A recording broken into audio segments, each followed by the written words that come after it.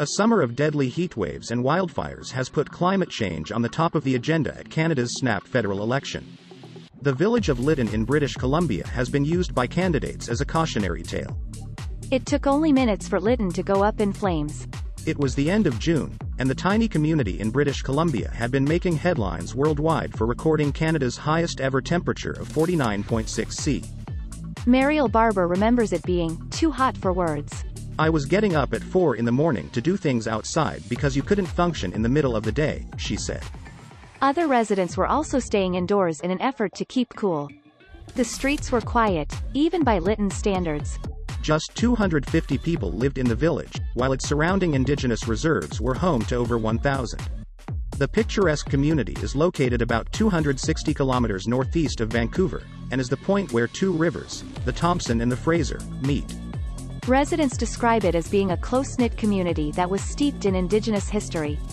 It was a place, one said, where everybody pretty much knows everybody. Ms. Barber moved to the area about a decade ago, and felt instantly at home.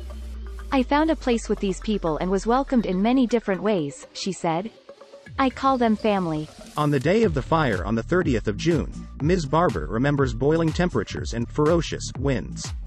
She was focused on getting home after a day of work when she first saw a plume of smoke across the town. Fires in British Columbia during the summer are common, and Ms. Barber gave it only a passing thought, assuming it would soon be under control. But after dropping off her work vehicle and heading back towards the town, a fire truck came screaming past, with its lights flashing.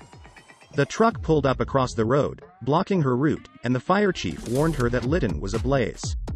Looking at him, I just couldn't comprehend what he was saying. I saw fire when I was coming through and it wasn't all over, it was just in one place, she said. She pulled over at the side of the highway and stood alongside a small crowd of residents. Before the phone lines went dead, Ms. Barber made 2 calls.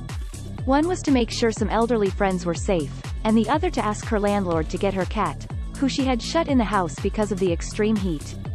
For the next 6 hours, she waited for news and watched her town burn. Meanwhile, lifelong resident in Kingston James had just finished having a shower and was watching television when a man ran into her home, yelling, "You have to get out of here. Lytton is on fire." Ms. James, 76, rushed into her bedroom and swapped her pajamas for clothes. She already had a duffel bag packed with bedding ready for any possible evacuation, and grabbed her purse, car keys, phone and cap as the man shouted at her to hurry. As I stepped outside I saw a blizzard of hot ashes, she recalled. She jumped into her car. The steering wheel was so hot it burnt her hands. I put it into gear and drove away from my house. A few meters away I heard an explosion. My propane tank blew up. Ms. James drove out of the area, guessing where the correct turns were located because the ash was clouding her view. When she got to safety, a nurse put cream on her arms, legs and face, which had all been burnt by the ashes. Across the Fraser River, Nani McCann was watching the devastation unfold. She had received a phone call at about 1700 from a neighbor asking if she knew the source of the smoke near Lytton. A friend then told her the town was on fire, and asked if she and her husband could help by attempting to start a local water pumping station. We were devastated to see homes fully engulfed in fire. Homes of people we know. We had no luck starting the pump, and the smoke was too intense, so we returned, she said. She recalled experiencing a wave of emotions, absolute horror at what I was watching, immense sorrow at the catastrophic loss, and worry, hoping everyone was able to get to safety. Unable to help, she sat and watched from her side of the river as building after building was engulfed in flames, and helicopters poured water onto the blaze. She said the hardest thing was not having access to communication lines, leaving many questions unanswered, including whether everyone had gotten out safely. Elsewhere in British Columbia, family members of people living in the community were also waiting anxiously for updates. Verna Miller learned of the fire from her husband, who had seen a report on the news. The couple had met in Lytton and her elderly sister was still living there. A cousin who lived about a 30-minute drive away headed to the village to get her out. When the cousin arrived, Ms. Miller's sister was unaware of the fire ripping through her community. Our cousin was saying, "Get your stuff now. We don't have time." And my sister was saying, "I need to find my shoes." They made it out before the house and its contents, collected over a lifetime, went up in flames. After standing for hours at the side of the highway, Ms. Barber went with some friends to their home, which had survived the blaze. She stayed there for the next few days. They didn't have running water or power, and used a propane stove to cook. I was being stubborn. I kept telling officials, "You bring me my cat and I'll leave." These poor sods didn't want to tell me that my house was burnt and the cat was in it, she said. I didn't find that out until 2 days after the fire started, and I think I left the day after that. It was a silly reason to put myself at risk for a cat, but that's why I stayed. It took just 15 minutes for Lytton to be engulfed in flames, according to local Member of Parliament Brad Viss.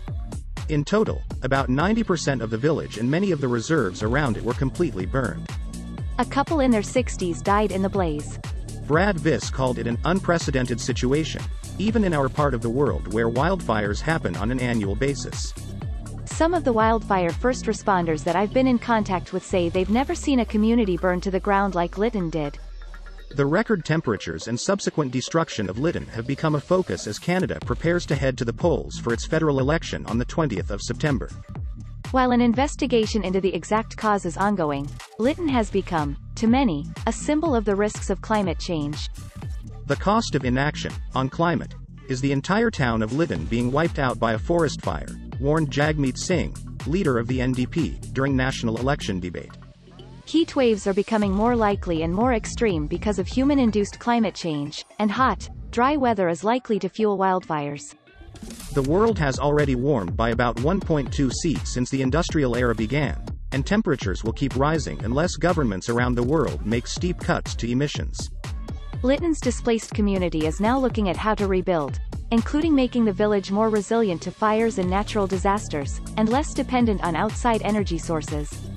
This is a rare opportunity to create a community with a vision for the future, addressing climate extremes, working collaboratively with both Indigenous and non-Indigenous people, said Nani McCann. There will be huge struggles and hurdles to overcome, but step by step, day by day we will again celebrate our community. Ms. Barber is currently living in her van. She managed to retrieve a few items from the wreckage of her home, a sculpture, her jewelry box and a small trailer, but almost everything was completely destroyed. I have a son that died and all the mementos I saved from him. All my cherished quilting by my mom and others. Artwork that I had done myself and artwork done by others that I had gathered so carefully over the years. All those things are gone and they are not replaceable, she said. But despite the layers of grief, she said she and others in the community are focused on the future. The motto is, Lytton strong, and everybody's looking forward.